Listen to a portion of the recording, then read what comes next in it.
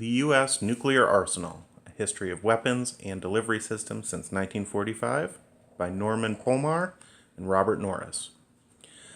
This is one of the newer books in my collection of coffee table books, or military coffee table books, I should say.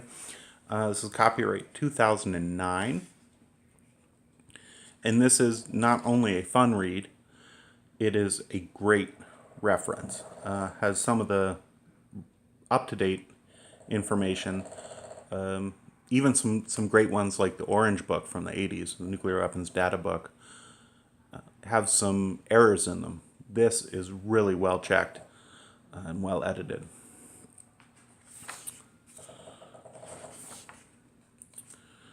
There's a lot here, so we're gonna briefly look at each section. But I have to say this is one of my top 5 favorites. Great read, but also a great reference. Even includes a glossary of abbreviations. We start with a little bit of a history of nuclear weapons. If you notice any food stains here, as I mentioned, I'll probably have to mention in many of these videos, I like to read these sort of books while I eat. Specifically spaghetti. So they do get a little stained up. They're well loved. In the beginning, we categorize the history of our nuclear arsenal here in broad strokes, with some epoch moments. So the introduction of the ICBM. There's General Tommy Power, who was head of SAC. Interestingly enough, LeMay called him a sadist. I think I got that right. There's a B-52D dropping conventional bombs, probably Vietnam.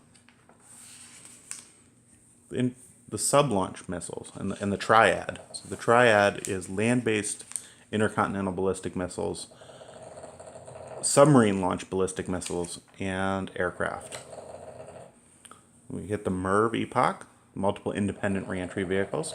Here are some independent reentry vehicles coming in the atmosphere. It's probably out in the Pacific. We get up to the point where, hey, the Russians have now, the Soviets have achieved parity. There's a B-2 and a B-52. Modern fighter. And we're pretty much up to the modern day here, talking about the F-35. The next section is an exhaustive list of all the warheads. So that's bombs and warheads for missiles we produced. Little Boy, the Fat Man, or Mark III.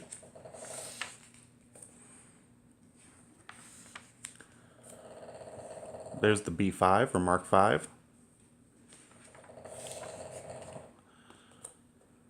There's the Mark 8 Elsie light case.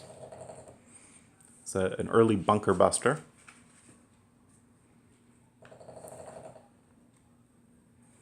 Here we start to see the first thermonuclear weapons, things like the emergency capability thermonuclear weapons, very large, only carried by the B-36. So they were huge. Here we have an example of a couple of atomic shells, so atomic warhead artillery shells, including one for our Iowa-class battleships.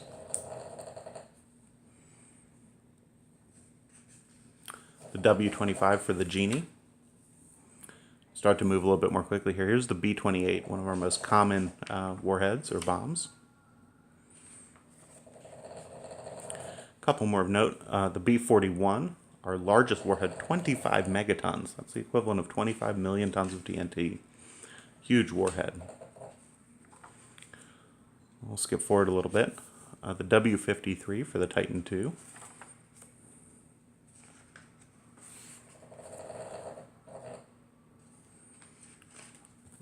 There are some reentry vehicles with the W-78. And the B-83, the last of our free-fall bombs. We still use the B-61 as well. Next section is strategic aircraft. So bombers. In each of these sections you'll get a kind of foreword and then details about each item in them. We're starting here with carrier-based aircraft, strategic aircraft. So we have the A-3, the Skyhawk, the Intruder. One of my favorites, the Vigilante, the A-5 Vigilante. Move into the bombers. And these are, of course, in order of designation number, not chronologically. We have the B-1, always a favorite. The B-2.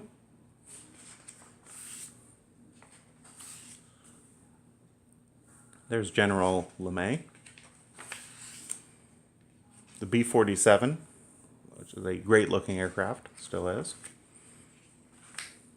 And the classic B-52. I think everyone can recognize that profile. We have some experimental aircraft here. It's the FB-111. We'll move a little bit faster here. Don't want this to take too long. There's the B-57, an unusual, not designed in America aircraft that we adopted. Here we get to our fighter aircraft. These, of course, would all be nuclear-capable fighter aircraft, so let's skip forward.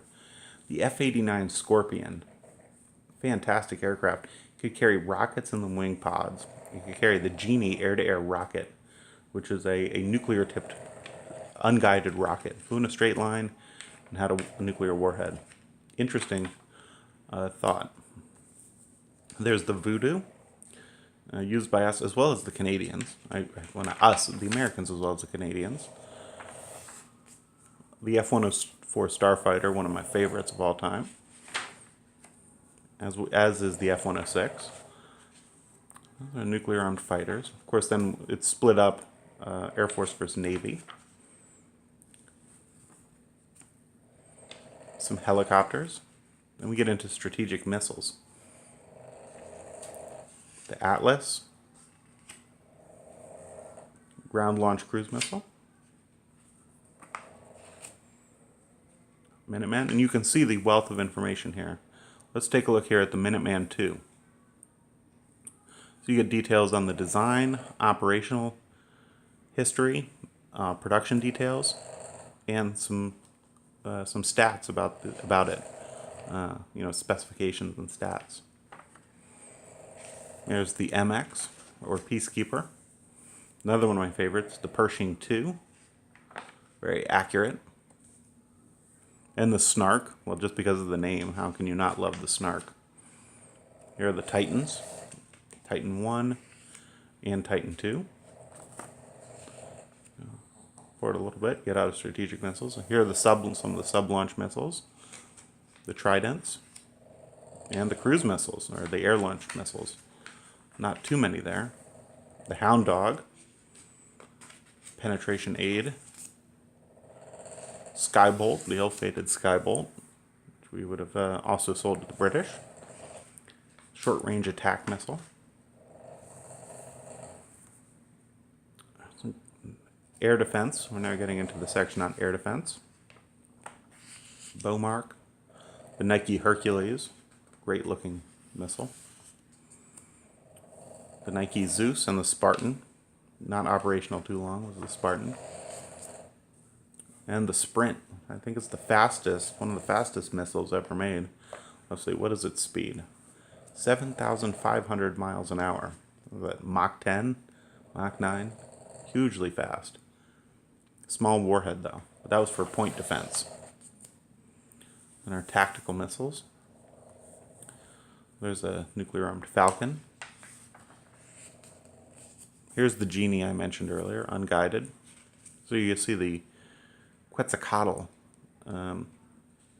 never put into service.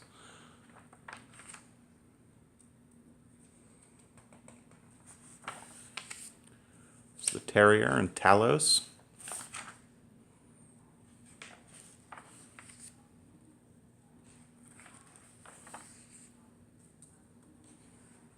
Yeah, we're starting to get towards the end with the battlefield missiles.